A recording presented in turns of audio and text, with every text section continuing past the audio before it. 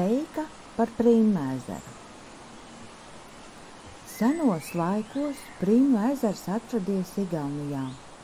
Vienu dienu ezers sācis virzīties uz priekšu un trakot, tad Salacas muižas baroniete iemetusi zelta krustu. Ezers palicis mierā.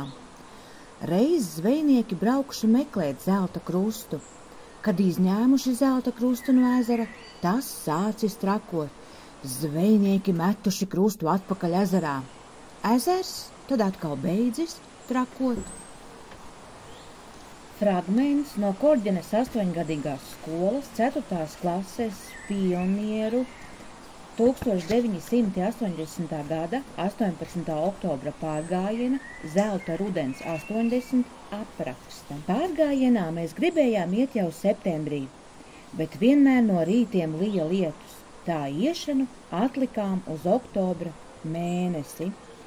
Skolotāji mums pastāstīja par apvidu, ieteica aprunāties, ko mūsu vecāki un vecvecāki zina par Milzakmeni, uz kurieni vedīs mūsu maršruts.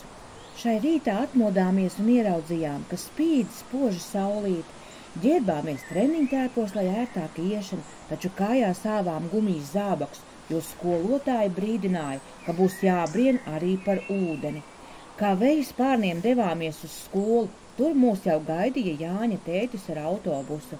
Viņš mūs aizved uz pārgājiena sākuma vietu, pie kādas pļavas meža trases malā. Viņš apstādināja autobusu un mēs kāpām laukā. Nu mūsu pārgājiens varēja sākties. Trases kreisajā pusē plaša, līdzena, nepļauta pļava, bet citādi visapkārt jauktu koku mežs. Kur iet? Nezinājām. Tad skolotāji sāka iet pa nelielu taciņu pļavām. Visapkārt gara zāle un smilgas garākas kā mēs. No augšas skatoties varēja redzēt tikai mūsu galvas, kad virzījāmies pa pļavu. Skolotāji teica, ka tepat tūmā esot laukakmens, Milzakmens. Viņa norādīja, ka jāiet ziemeļaustrumu virzienā, lai Milzeni atrastu. Tad gan visi skrējām klupdami, krīzdami uz norādīto pusi. Katrs gribēja pirmais ieraudzīt Milzakmeni, kas bija paslēpies netālu krūmos. Pirmais akmeni ieraudzīja Andris. Kāds pārsteigums! Akmens izskatījās kā prāva pirtiņa. Visi pienācām pie tā. Šur tur akmens virsmu klāja tumši zaļa sūnu kārta. Skolotāji zināja teikt, ka pirms dažiem gadiem krūmi bija pilnīgi paslēpuši varenu akmeni. Nezinātājam tas nav bijis iespējams sameklēt. Bez tam tā virsmu toreiz segusi bieza, tumši zaļa sūnu kārta. Lai akmeni vieglāk atrastu, daļa skolēnu izzāģējuši liekos krūmus.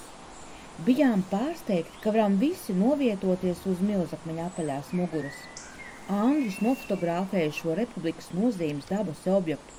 Pēc tam visi kopā ar centimetra lentu izmērījām Milzakmeņa apkārtmēru un augstu.